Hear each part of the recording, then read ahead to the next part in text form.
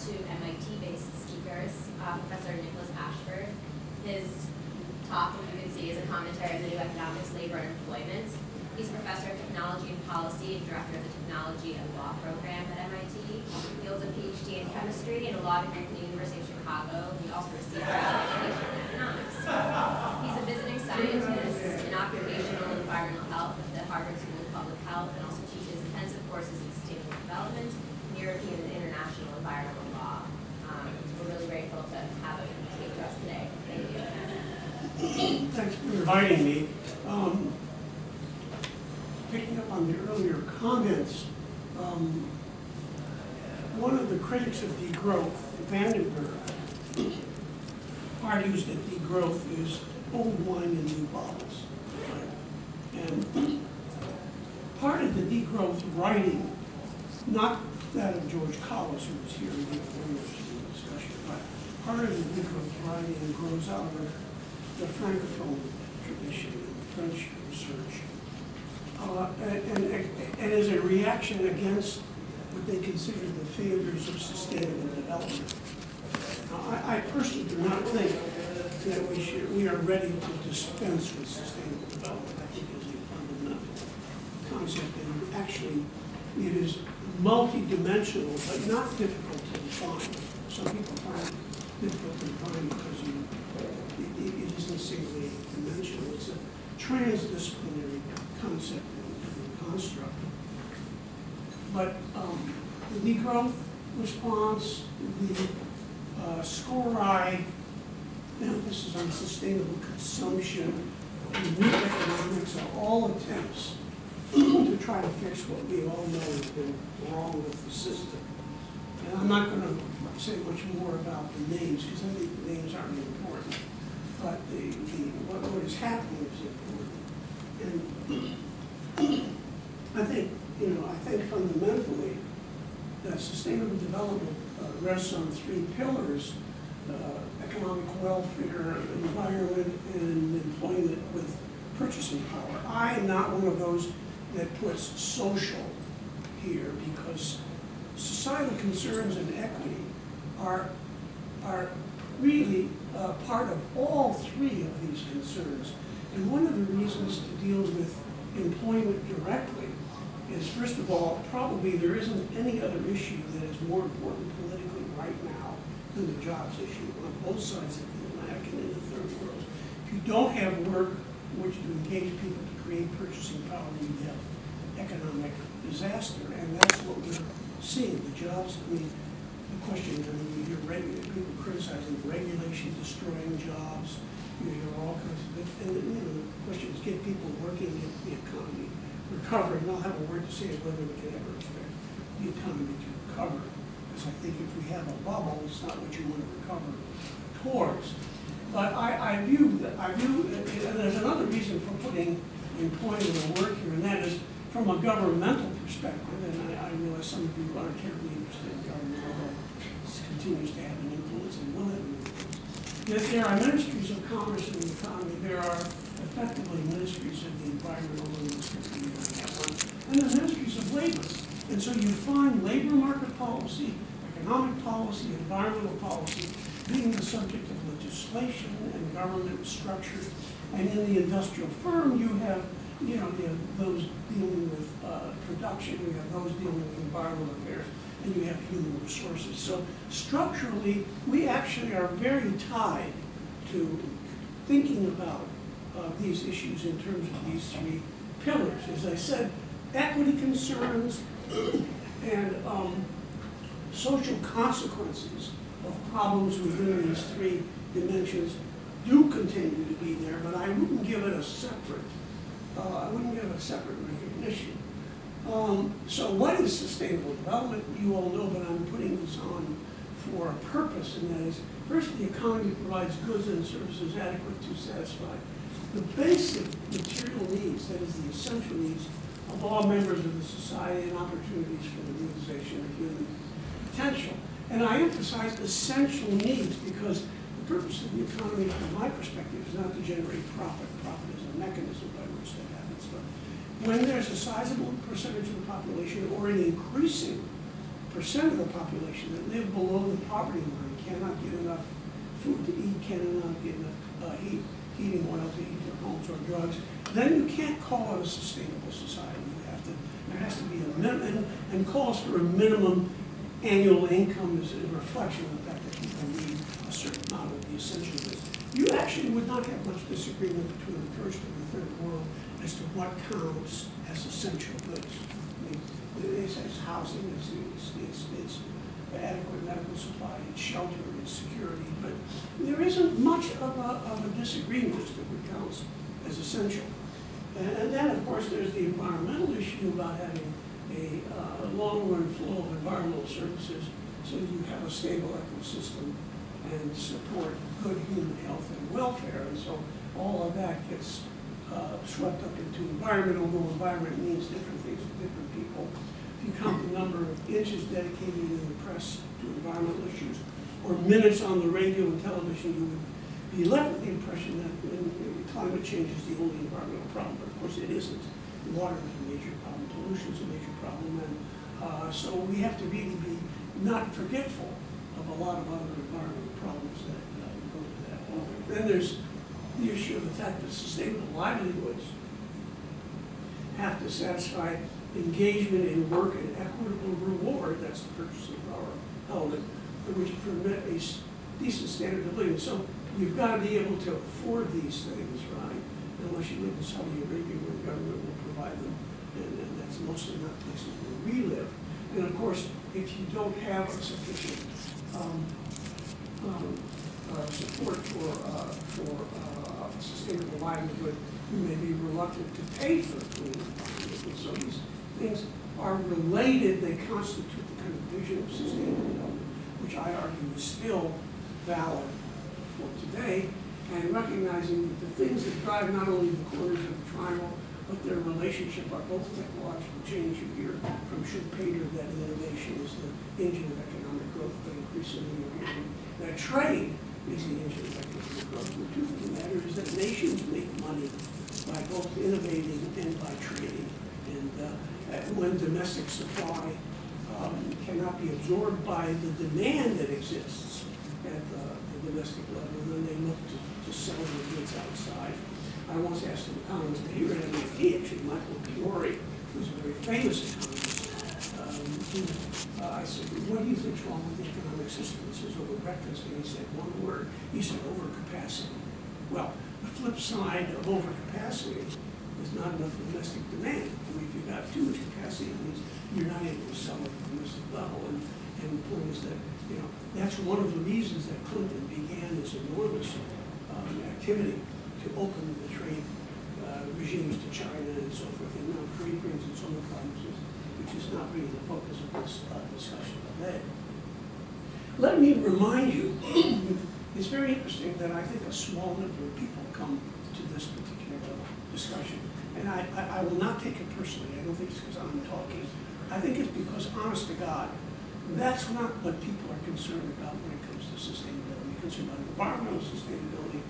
And very few are actually concerned with the issue of employment of people. I mean, it isn't the cachet that other issues have. And that's a problem, since I think it's the most important political problem, which is constraining government actions in the environmental area. So let's remind ourselves why work is important. There are the economic reasons, which, because it is a factor of production, it's one of the factor endowments that nature has, that a nation has. It is combining physical and natural capital to produce goods. I mean, you combine physical labor, energy, and people. That's how we provide goods and services. It's a place where comparative advantage, labor skills, and capital function are exchanged. It's a marketplace. It's the means of distributing wealth. We said that. But in and apart from that, we shouldn't forget that it also serves an enormous mechanism for engaging in the society. And a nation with a large amount of employment has a lot of social unrest. It is a place which provides an important social environment and a mechanism for enhancing self-esteem. At least you would hope a job does that. There are some demeaning jobs that don't do that, but you know, you meet somebody at a cocktail party, find out what their names are, and the third question is inevitable, what do you do? Because we identify with what we do. And so, you know, when you want to talk about the importance of social elements in sustainability, workplace is enormously important. There's some of us who are crazy. We don't want a shorter work week. You know, we work as much as we can. The separation between home time and work time is erased thanks to the computer, right? I mean, I work more than 40 hours a week, and a lot of people are excited by what they do. Some people are not. But then I would say that's because we haven't organized a society in a way where work is engaging. And then finally, the recognition that you cannot design alone workplace and employment changes without integrating them with industrial and economic policy, environmental policy, and trade as well. In other words, everything that was on the triangle is connected to everything else. There is a big mistake trying to solve, you know, the economic crisis that we have separately from the employment crisis, separately from the environmental crisis. I mean, this balkanizing, fractionized approach to public policy is one of the systemic failures of the modern state. And they all have their constituents who are saying, oh, we want better environment, no, we want better jobs, no, we want better economic justice. And we've not connected the dots. And that's a major problem. Now, very important to deal with this word productivity, along with GDP, which is what Vandenberg calls the greatest informational fraud imparted on the economic system. And we know that, I mean, right now, GDP is terrific because we're removing snow. So the more disasters we have and the more snow removal, the greater GDP. The more disease we have, the greater GDP. I don't think we would want to recommend more of those activities in order to increase GDP, although some people might profit from the activity.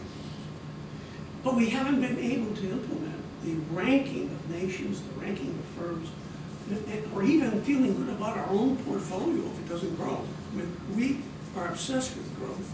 If my portfolio hasn't grown, every Sunday when I look at it, I have to have 2 cups of coffee because I just don't feel right.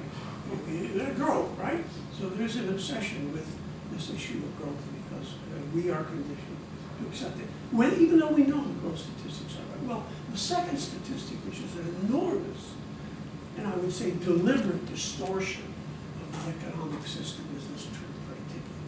And productivity is very distinct from the word productiveness, but these are used synonymously.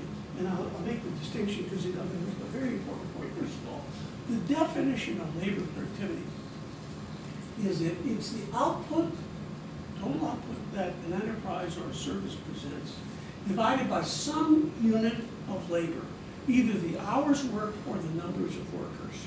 Those are not the same, of course. And when we talk about sharing work, we need to make a distinction between number of workers and hours worked. It is not, I underscore not, the cost of labor, right? I mean, we know that if you could force workers to work at half the wage, and by the way, it's interesting that the United Auto Workers have negotiated new contracts. The existing workers are going to make their wage, but any new workers hired are going to make half the hourly wage. Well, that's terrific, right? I mean, we're condemning the next year of auto workers to half the wage, and that's what they negotiate. If you join that union, that's what you're going to in for. But people say, well, if I can cut the labor costs, I can improve productivity. And the answer is, it depends. And then, I mean, you may decrease your labor costs, you may or may not increase productivity. But productivity is a ratio. Productivity does no work. Machines do work, people do work, and energy does work. Productivity does no work. It is a sleight of hand that is used to justify changes which are otherwise deeper. And what are those changes? How would you increase labor productivity? And by the way, you distinguish it from capital productivity, where you divide the output by one of the factors of production, capital, or the productivity of energy. But productiveness is a much more fundamental issue. So how do you increase productivity, labor productivity? First, you can increase worker skills. You don't change the technology at all, but you make workers smarter and more clever, and that ends up in increasing the productiveness of labor. People are able to do things better, faster, with less error. And what happens if you increase labor productiveness? Labor content and rewards to workers are increased. Workers can produce more widgets per hour because they are more clever, or they make less mistakes. Then you can increase the output, right?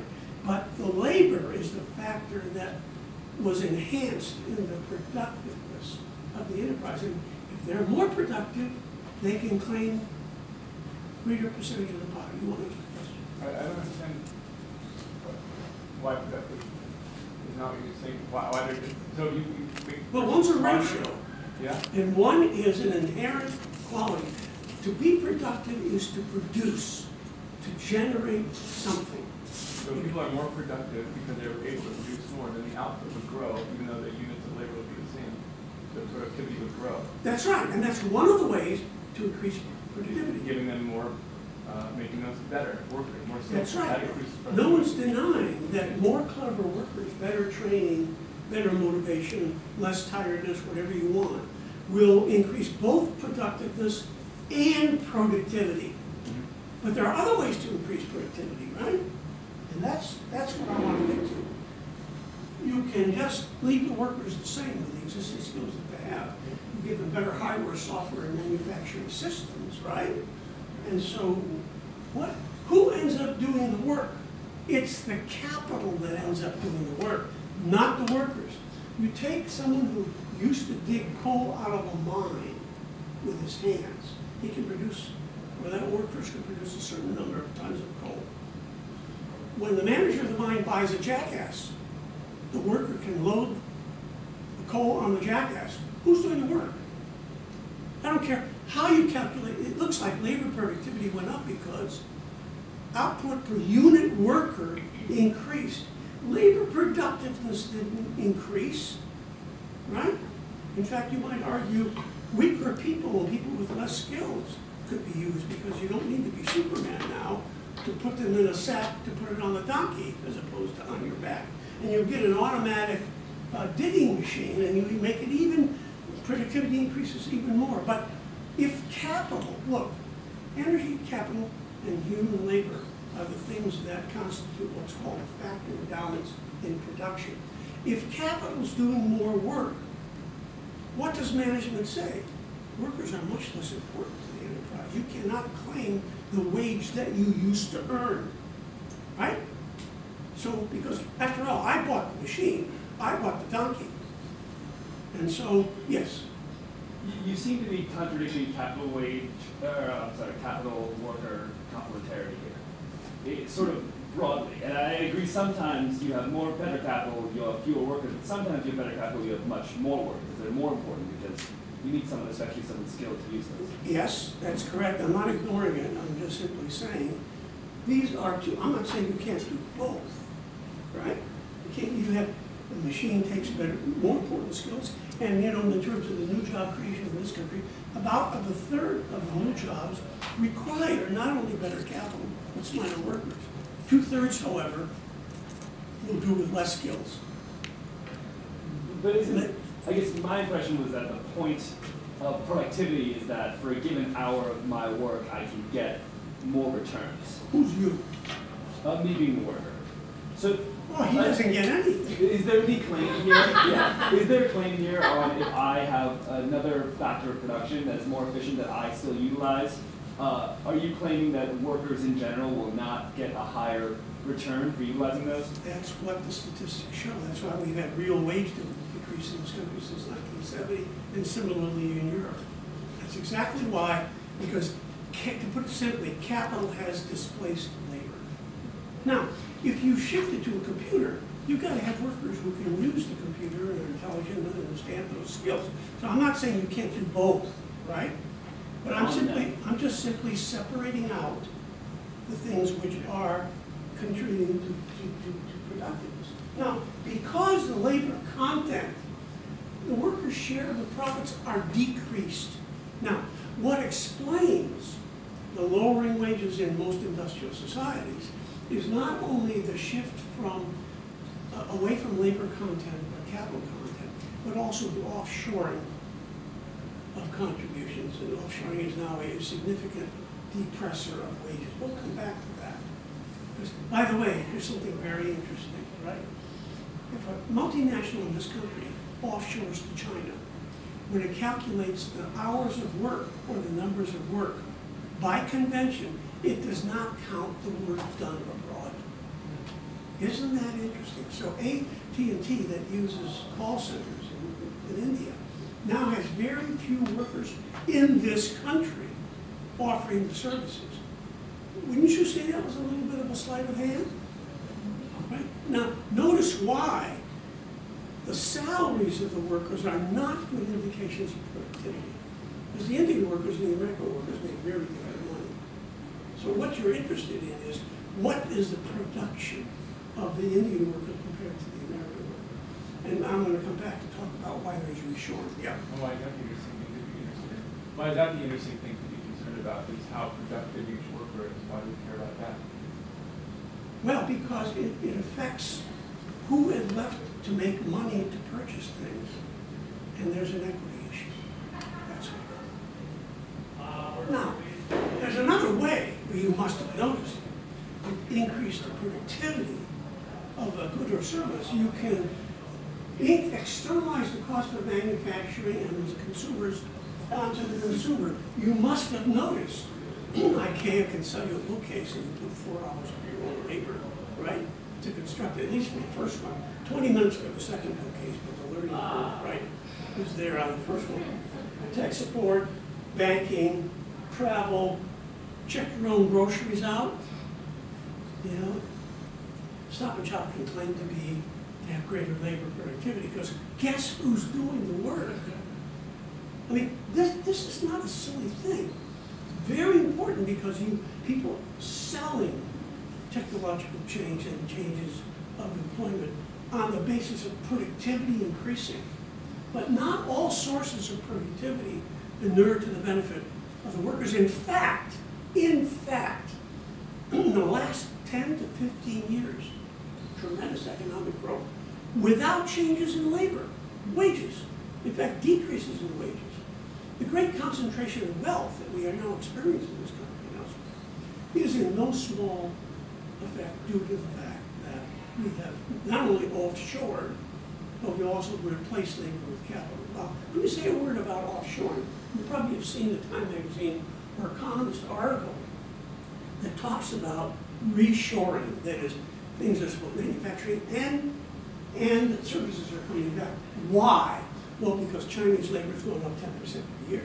So Chinese wages go up, American wages go down, so you get into equilibrium. Does it make sense to send steel to China and bring back a refrigerator? Not at the energy costs it can be full freight. And this is said by industry. We've replaced so much labor with capital that labor is not a very significant percentage of the total cost.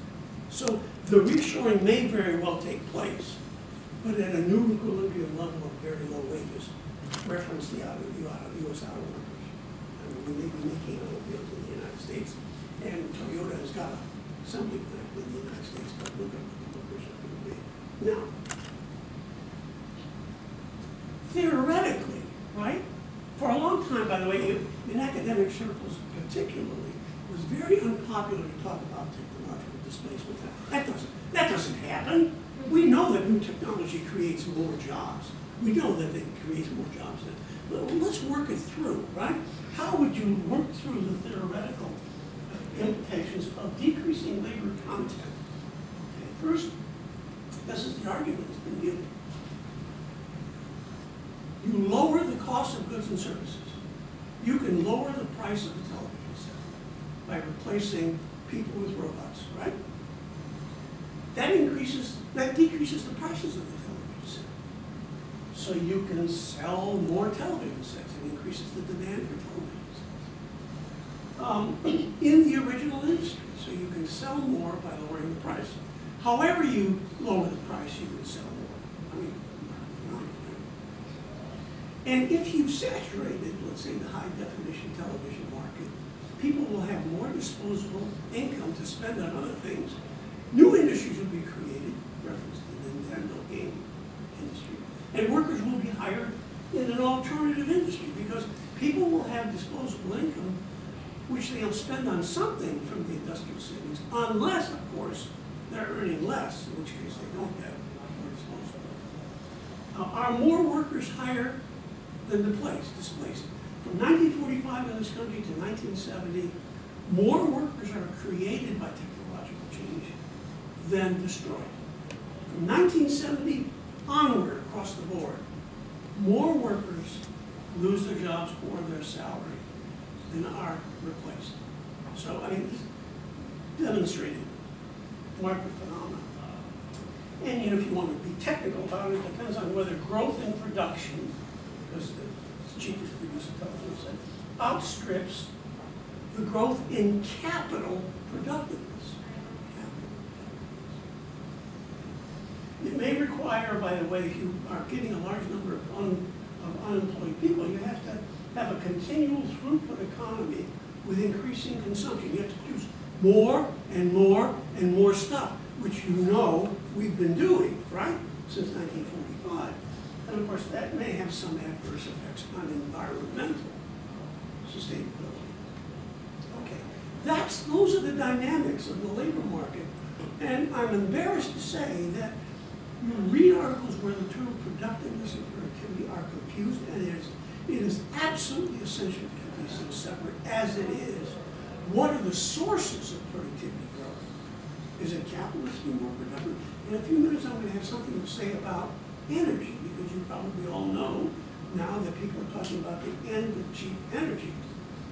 And if energy becomes more expensive, something is going to substitute for energy. It either has to be other capital, which is unlikely, or you can argue workers will be hired back. Yeah.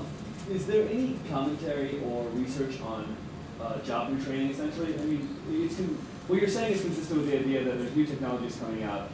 Workers don't quite know how to use them, and therefore workers either get lower wages or get fired. When really the crux of the problem is that they can't be retrained. There are not enough new jobs requiring those skills. 2/3 of the jobs have lower skills, not higher skills. If you rank them. Huh? I mean, if you put skills on a ranking. I'm saying if a new technology comes out and you had a job retraining program, would that mitigate it? Is there research saying whether or not that is a plausible counterfactual that would make new jobs which demand greater skills will obviously require a retraining, either in-house retraining or formal retraining. Now, Robert Reich, our Massachusetts person here who was the Secretary of Labor, you know, has written a lot on labor. He's a friend of mine, but I think he talks nonsense because he says, okay, I see workers with low skills, they don't make much money. Then I see workers with high skills, they make a lot of money. It's very clear what you have to do. You take the low skilled workers and you create new skilled workers. That's working on the supply side. Is there a demand for that conversion? The answer is no. No. We don't demand enough higher skilled work to make retraining of workers a soluble palliative policy. To answer your question, there's a lot of work. You see, you have to work on the supply side and the demand side. You can't just make people smarter and give them more training. There also has to be an opportunity for that to have a value in the economic system. And if the system has been endemically replacing capital with labor with capital, and you don't need smart people anymore, where's the impetus for people? You know, you double the number of well-trained people for the same number of jobs. What happens to the salary of those well-trained people? It goes down. Double the training of well-trained people. Double the number of lawyers. What's going to happen to the fees that lawyers charge? I mean, I'm embarrassed to tell you that people who've been commenting in this area don't know fundamental labor economics. I mean, it's a shock. And I hate to tell you, but people who understand macroeconomics do not understand labor economics. Labor economics is a very different field than the use of capital and materials and this kind of stuff. I mean, you know, they don't understand, and the proponents, as I'll show you in a few minutes of the shorter work week, don't understand labor economics. I'm sorry to tell you that. I'll show you why. Okay.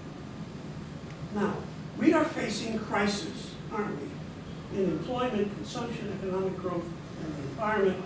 And one of the questions you can ask: from a shorter work week or greening the economy help us?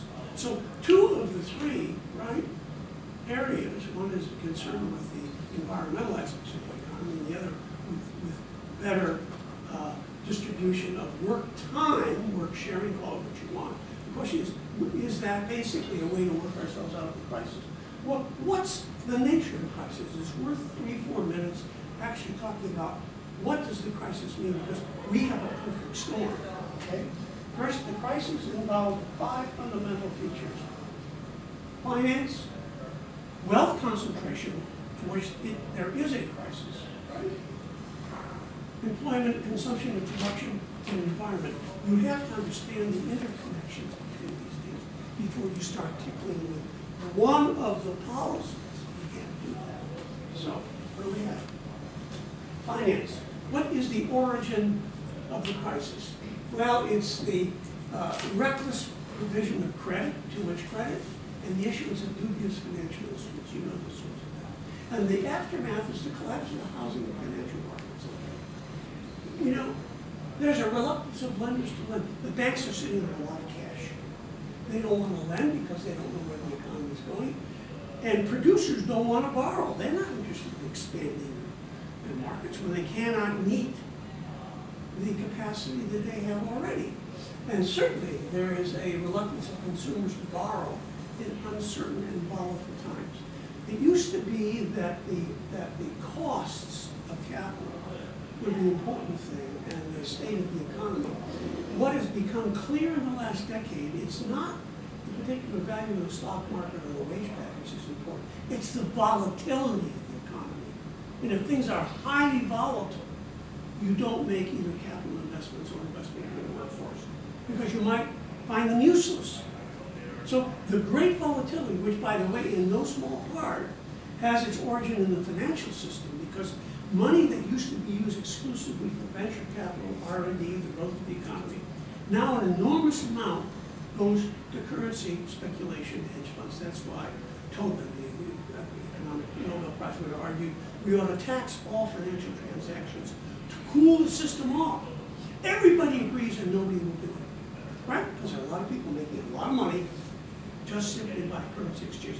If money's being used to do currency speculation, it's not being used for industrial investment. Used to be, if you were technologists and you said, I got a great idea, but I can't get any venture capital. What that really meant was your idea wasn't all that good. But today, you can have damn good ideas, you can't find the capital. There's a shortage of venture capital because the rate of return and the speed of return is much better. And this is a major systemic problem. I want to remind you that the perfect storm begins with the financial system. It's not a consequence, it's a cause. Okay? Now, this affects the concentration of wealth and employment prospects, right? The wealth concentration and employment are both all affected by this. And you probably know, right, that Cyprus yesterday said, hell no, we're not going to let you tax our personal, bank accounts. I mean, forget about it. Forget about it. This has gotten down to pretty rough politics, okay? Now, the wealth concentration, the financial practices or mispractices, increase the concentration of wealth, political and economic power is also concentrated. You know how concentrated wealth has become. And if you haven't seen this YouTube, Wealth Inequality in America, I would look it up. You would be shocked to see how much wealth concentration has occurred. More than people have a perception of. And everybody knows, say, yeah, we know wealth is concentrated. You would be shocked and surprised to see just how concentration it is. Now, used to be the Henry Fords and the Carnegie Mellons would create factories and industries and contribute to economic growth. That isn't what rich people do with the money anymore. It's not the same system anymore. So forget about that kind of history. We have witnessed periods of large growth and profit-taking with little changes in wages, all right? Wealth concentration leads to the erosion in fair and inclusive market rules Government capture and intervention occurs on behalf of the few. Exploitation and exclusion of the poor and middle class people, which has really happened. And manipulation of democratic preferences, right? The erosion of widespread opportunities for ownership and employment, and this affects both employment and the environment. The financial and credit crisis exacerbates the prior, because we were already losing on the wealth concentration front. The prior long-run crisis and increasing high on and underemployment. It's been going on since 1970. Declining skills, wages, and purchasing power on the part of many. This in turn affects consumption. With consumption, you have a decline in purchasing power and easy credit, which is one bubble that we had, giving the illusion of an economic system that could be high producing and high consuming. Further lowers consumer demand, leading to further unemployment. This in turn affects what people are willing to invest and produce. And the firms historically have focused on increasing productivity by replacing labor with physical capital. That wasn't accepted until recently, okay? And it leads to overcapacity, the word that Michael Fiore used, which just means unrealized profits and loss of domestic demand. This results in an increasing reliance on trade. If you can't sell it domestically, you want to find purchasers abroad, which explains why Bill Clinton basically encouraged China to join the World Trade Organization. I wouldn't argue, didn't think it truthfully, right? The further shedding of labor, decreasing demand globally, and the end of cheap energy. The end of cheap energy. This increases the reluctance to improve the environment. You think you're going to have global climate change emissions in this economic climate? Forget it. It decreases profits, which also creates a reluctance to improve the environment. The volatility is a major issue, okay? And there's a reluctance to expand production and hire workers. Industry won't do it because they're not expecting to be able to sell it. And the greater preference for using capital rather than labor, this further affects employment. So you've got a lot of negative feedback loops, okay? The environment means we've suffered from excessive and polluting throughput and energy, too much consumption by part of the society, and too little consumption by other parts of the society. And the shorter work week is motivated by an attempt to decrease the consumption by part of the society. And we're going to work this through. There's pressure to relax or avoid environmental regulation, shifting the costs of the government to the public. This is, in fact, the perfect storm. If you wanted to design the destruction of an economic system, you couldn't do better than to have these policies adopted. I just want to make sure we have time for conversation. Yeah, but I do need to get to the... Yeah, I was thinking another 10 minutes, just so you know. Fine, we won't go over that. Thank you. So what can be done about the crisis? Well, I'm not going to talk about reforming the financial system or redistributing wealth at this point. I want to consider shortening the work week and greening the economy. Those are things which the new economics focuses on, as well as people who've been doing degrowth and so forth and so on, and the environment. Okay. Well, okay. Let me tell you what will not work. NOT, lowering taxes on the rich. That's not going to work, and we know that from George Bush's 8 years, okay? Continuing to increase productivity by displacing labor. I mean, industry can argue we're going to become more and more, productivity is going to increase. If everybody sheds labor, who's going to purchase the products and take advantage of the services? This is like a commons problem. This is a free ride problem, you know? Greening manufacturing and energy, leading to green jobs, giving you a triple dividend: better environment, more employment, and decreasing costs. It turns out the data does not support this. What you do have is you end up, and we'll come back to that, you end up shifting the nature of employment and production. And it turns out that dirty jobs are destroyed and clean jobs are created, but it's pretty much a wash. And the salary wages do not go up. Might be a safer job, yeah. It's a wash there, but it's a major benefit in the environmental sector. Yeah, right. Okay. Right, well, maybe. Maybe. Let's talk about what Spreading the work does, okay? Now what Keynesian spending that Krugman suggests will not be a long-term solution. It would be good as a short-term solution. We should do it. We should paint the bridges. We should repair the potholes.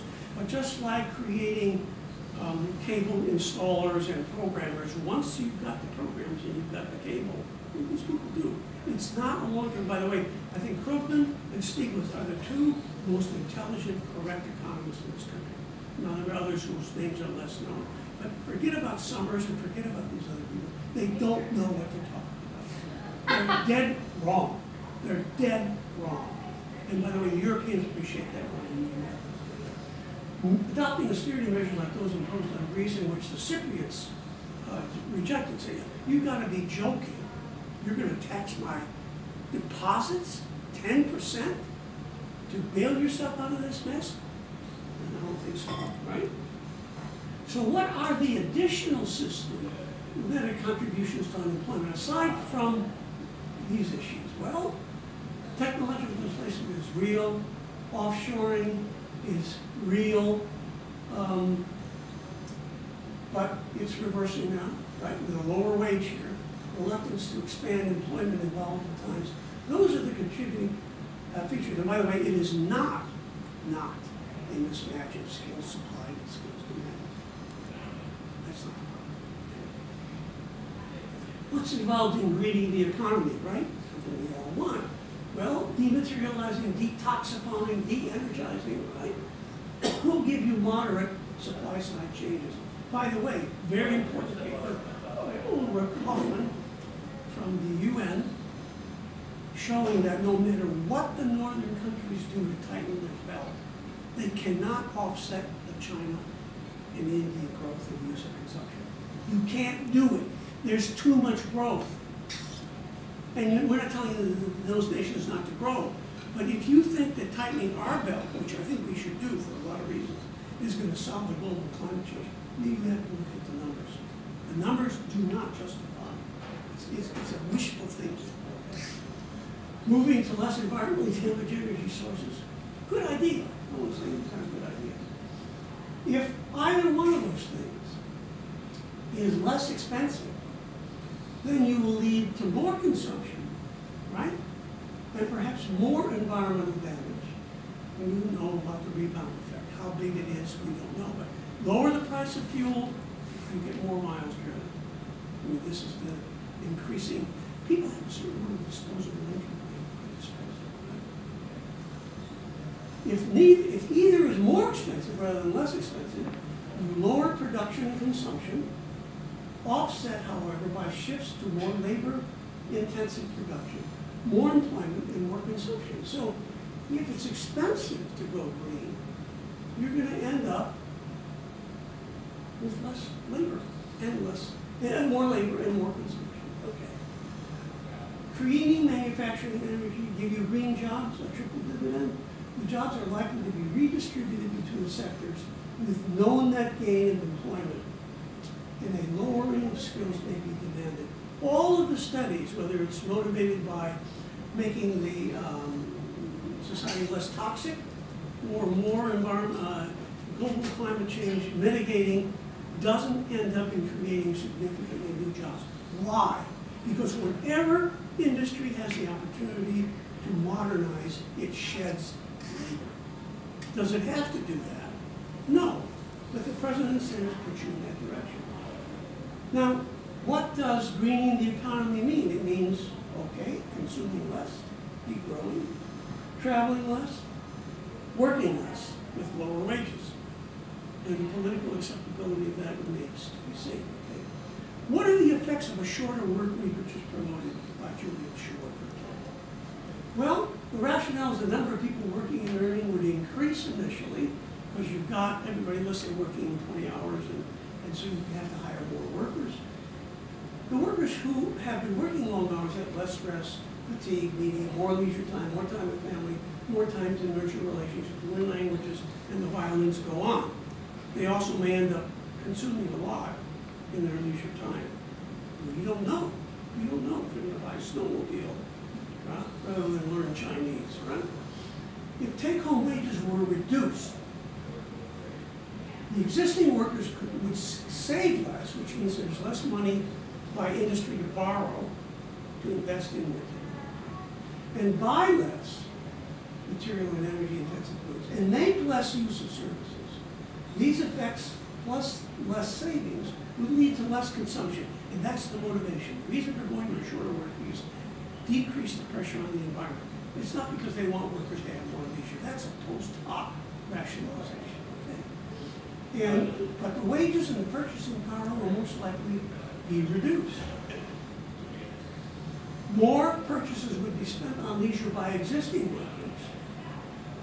Newly hired workers would increase purchases and result in more environmental damage.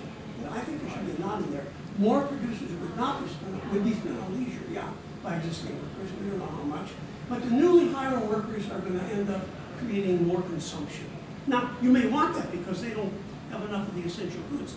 Have a man who's working, high-paid worker, has 3 cars, a Lamborghini to drive around with his cat, and a minivan to take his kids to the Cape, and then there's a car to drive to work. He can't drive all 3 cars at the same time. Now enable new workers to buy a car, you're going to have more cars driven. I mean, the idea that you're going to make more work and ignores the fact that the propensity to consume increases with decreasing welfare. The less salary, the lower the earning power of people, or the fact that you've now generated new workers, the more is going to be consumed. So the whole motivation of a shorter work week, actually we're going to end up creating more consumption. They have not thought this through, okay? If wages, however, were initially retained, you pay people for a 40-hour week and they work 20, more people could buy more, but producers and service providers may shift away from labor, right? From using labor to more efficiently capital and energy, decreasing wages and ultimately consumption. You have to pay workers more than you're paying them now. You will use more capital and labor. This system continues to adjust in terms of costs. So it's not so simple, right? The effects would be not the same in all sectors. Okay. So we've asked the question, what would the impact of adopting a shorter work week and bringing the economy be? Seems desirable on its face, but the consequences of their adoption might not be what you expect. That's what I should be. And it suggests that you've got to do these things together. Now there are other ways to improve the financial position of people and workers. One is do income transfers. Transfer from the wealth. You understand that shortening the work week is a transfer of wealth from existing high-paid workers to never worked or newly worked people. It's not a transfer from the wealthy. It's the transfer from the workers. You're not doing a readjustment from capital to labor. You might do that. You might change the tax excess profits, which we did at one time. Provide incentives for hiring labor and those for capital acquisition. You have subsidies to oil production. You have tax situations where you are subsidizing production. Why are we taxing labor by having the people pay unemployment insurance, for every $100 of labor, pay $150 to $200 of labor tax? Daley said a long time ago, tax pollution, don't tax labor, right? So we can change that. We can change the way we collect the labor costs by doing it as a function of sales, not per capita worker. And you can do what Germany does, which had a 9% growth where we had a 0.2% growth. You couldn't get rid of the workers. Very strong unions, very high commitment to renewable energy. Look around and see what other people do. You could also increase labor's claim on profits from production and services. You could do what MIT and Carnegie Mellon and Stanford don't know how to do. We know how to design jobs out of the economy. Do we know how to design good jobs into the economy? The only reason this isn't happening is because capital owns capital. Capital does not own people. We ended slavery. Slavery used to be an owned asset. The more kids that the slaves had, the better. How could you disagree with increasing your factory balance? So there are a lot of other ways which you can improve the environment. You know them, product services. You could change workers into owners by changing the ownership of the society. I won't go into that now. You could tax corporations, which Obama wants to do, and you can educate workers for the future. Now, this is what makes the last slide. You know Magritte's painting, it says this is not a type because it's a representation, right? Like I said, this is not just a textbook, it's a book I use to teach. You know, it's not just a textbook.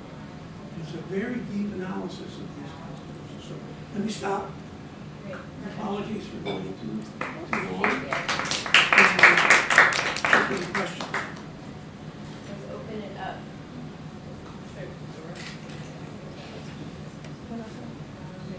I had a question. So you kind of broke down the work week, the proposal to have to go to work week and why that would not be, well, what it would do, right? And so it might be effective in doing some things, it would have other consequences that might counter. The lesson was that if you're going to do it, you've got to have other policies in place as well. In fact, George Collins and I have just read the paper where we talk about 4-day work week, not the 20-hour work week. We argue for Europe, this could very well work, but you have to put other things in play. Right. Because the sequelae of just decreasing the amount of work time with or without maintaining the wages are complex. Okay, that makes sense. So the argument is not so much that it's a good or a bad proposal, but it's not a standalone that's going to kind of solve all of these. You've got to integrate the policies. You can't just come up with, and I've indicated why greening the economy, you may or may not create jobs, these jobs that you have. Probably not. Probably not. I mean, the really good European studies, by the way, that have looked at this, show no net increase in labor. When you look at these things, so we had the one slide where it said the different ingredients of the perfect storm, and it was like finance, and then there's that other thing, there's those kind of 5 things.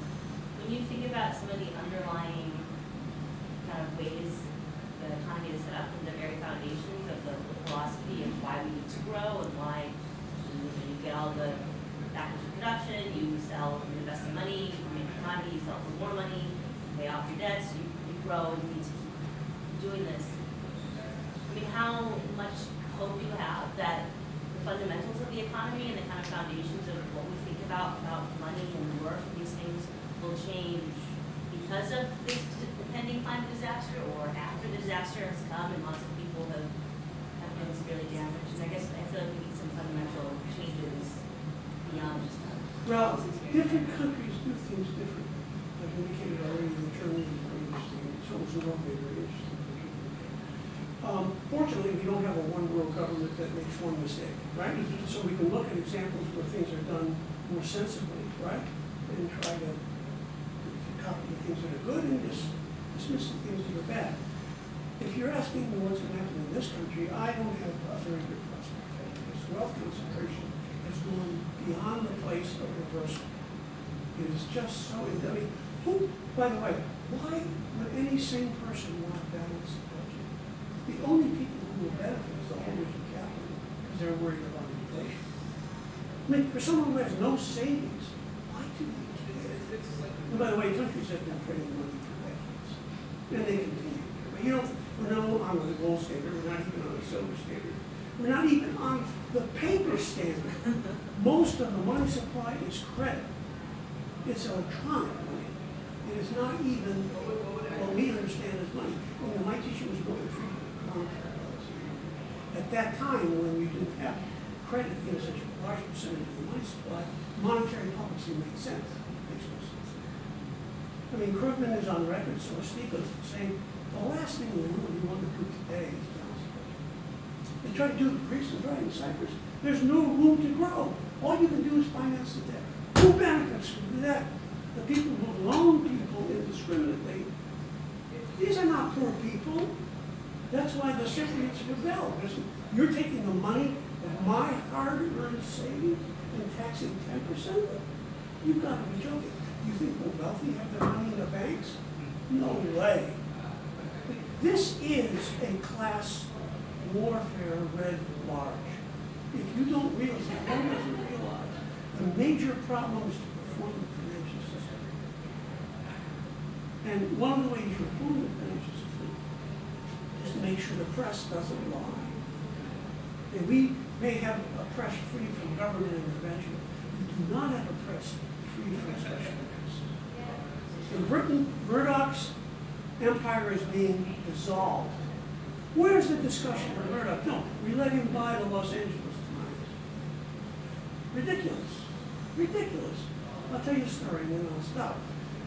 I went to Greece in 1967 when the junta took over. And the junta had jailed, as all good fascist regimes do, all the editors and all the owners of the radio stations and so forth. Right? But they allowed The Economist, Time Magazine, Le Monde, Der Spiegel, Financial Times on the newsstands. So somebody said to them, wait a minute, I mean, you jailed the domestics, but why are you, all these foreign tabloids are really critical of the regime.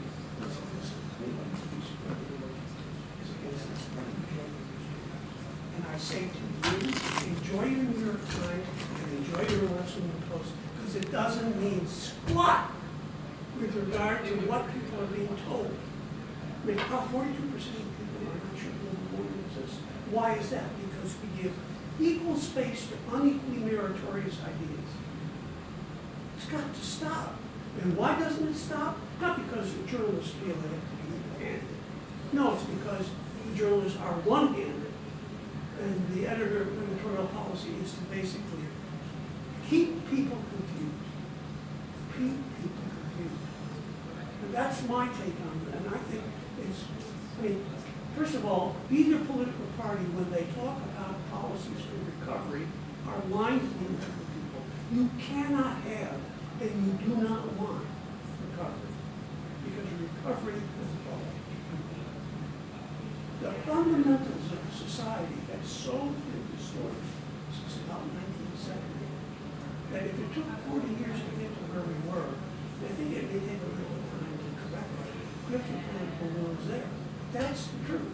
Now, how do things change? If we see an economy that's doing very well, and it has strong social support, and houses like Amory Lovins wasn't able to sell in this country. We sold it to Germans, geothermal housing. If all these places exist with these great ideas, you might say, you know, I want one of those. We're doing things wrong. Now, whether you all, along with Gus Speth and the people in the New Economics, believe that a social revolution can come from below, I'll leave for you to discuss. I do believe that local action and regional action can succeed. That is, the New England region can become much more sustainable for the rest of the society. But you've got to have laws in place. And by the way, the terrible thing about some of the writing in the report, nobody talks about the government. As if we could really change the government so easily. If you don't understand governmental policies, then you might say, well, you know, they've been ineffective. And because they have been ineffective, or sustainable development did not meet its promise, doesn't mean they couldn't remain effective. First, you have to understand the system, and that's why I wrote the book, because I wanted to impart a deep understanding, to go below the platitudes and the slogans. I mean, I have the same goal as the New Economics people, the same degree growth people, sustainability. How you get there is another matter. And if you don't understand how the system works, then you are likely to be promoting silly policies. I know this is not an easy question, but how would a region like New England, you know, in the globalized economy, be sustainable? Well, first of all, you change, taxation is one mechanism, and incentives is another. I mean, you want the right kinds of industries to grow, you want other kinds of industries to disappear. You want to have a labor wage, which is a living wage. You want to have a social safety net, so not make certain choices. But New England is a fairly integrated economic area. So is California and the Southwest, by the way. It's not regions of the country which are more or less highly integrated. So you have to basically put things into place which do not create perverse incentives, even if you didn't know what the best policy was. If you just stop doing things that are wrong, it would be immensely beneficial. tax, you know, you tax labor, you put a benefits package on $100 of salary, which amounts to almost $200 of salary. Stop taxing people on that basis. You can do it if you have the vision. And you know, why did I write the book and why did I do this work that took 15 years to do it? Certainly I can tell you not to sell books. And the reason I teach this at Cyprus and at Cambridge, and my colleague teaches it at Virginia Tech, is because we want people to understand. They can make whatever choices they want to make, but don't do it blindsided.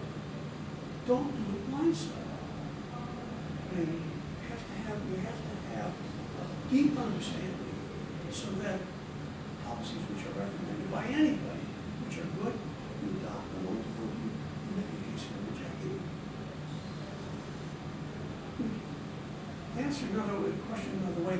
The economic health of different regions in this country are dramatically different. I mean, And environmental health as well. absolutely. And you know, Airbus, which is now going to open a factory in Alabama, why is it opening up in Alabama? Because that state gave them a $12 million cap on liability for airline accidents, the lowest in the nation. They don't want to have to pay. By the way, the new planes, would you want to get into a plane which flies 600 people? I'm not sure they would like to do that. Yeah, then just getting into an outfit. And by the way, you know, air travel does consume an awful lot of fuel. With Skype and the more sophisticated conferencing mechanism, you actually don't have to go to meetings in Singapore. You actually can have an interaction.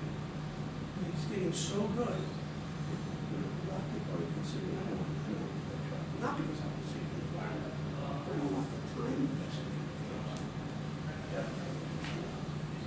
Do you see countries in the world that are maybe, I guess part of one of the challenges that I have is like thinking about what a healthy economy is. Right. And so obviously there's many different measures that many people have invented, and GDP used to be the most often talked about and widely used. People try to measure health and education and other measures of well-being, things like that. Do you see countries really paying attention to those and saying, we're not really concerned that much of our economy grows in the traditional sense as much as if our people are doing well, you know?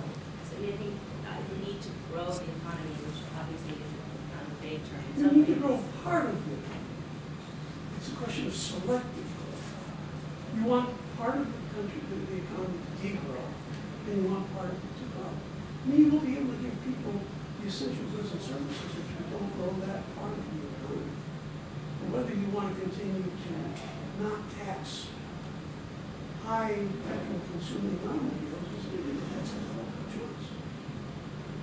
And there was a time when we did tax luxury goods and excess profits. After the Great Depression, you know what the top income tax rate was? 96%. And now we're struggling to get 39, which is pre-Reaganist. I mean,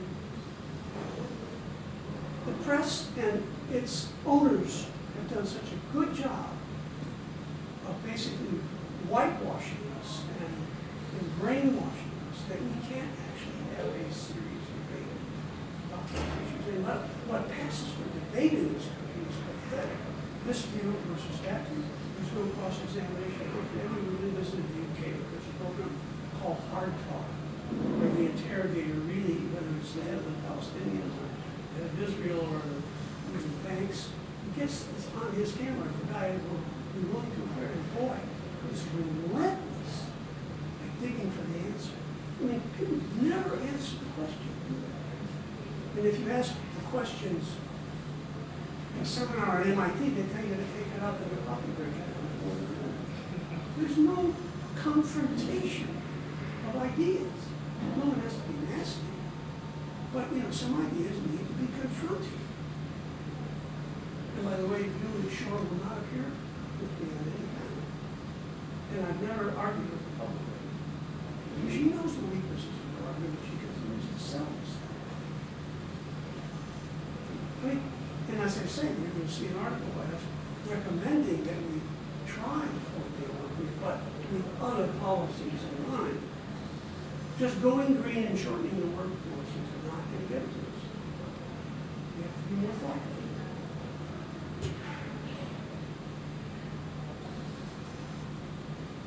So No, I'm really depressed now. well, no, don't be depressed. But I'm a little depressed because my mind keeps going back to, well, you need political will. How do you get political will? Right. It has to be demanded by the people.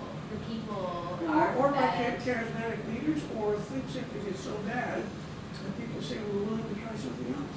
I mean, it'd be interesting to watch the Cypriots. Now, the Cypriots have rejected the bailout. They said, you're not going to squeeze us up against the wall. Now, will the bondholders who have lent this money discriminately and want their pound of flesh going to capitulate? Are they going to take more of what they call a haircut? Of course they will. But they pushed the Cypriots as far as they could. And the Greeks should have done that. The Greeks should never have accepted the austerity measures. Neither should the Portuguese or the Spanish. They were bullied by the IMF and the Troika. And they should have stood together and said, this is what's going to happen. The people who make money by encouraging these sales can take a very big haircut. That's what should have happened. But, you know, you put financiers as temporary custodians in the government like Prodi, and then you get, it's all the same. It's all the same rhetoric. It's all the same ideas. But things can change. And maybe things have to get really bad.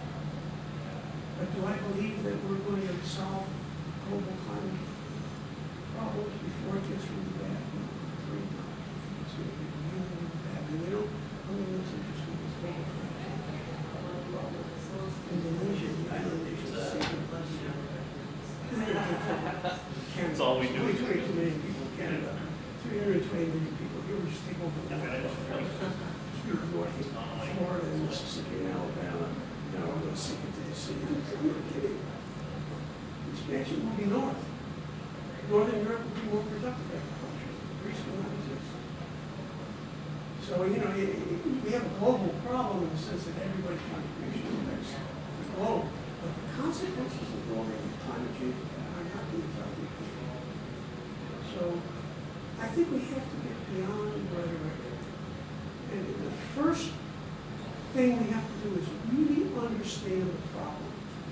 And then we can start to be creative first by eliminating those policies which are wrong-headed. We just did that. Just did that. Stop taxing labor, tax pollution.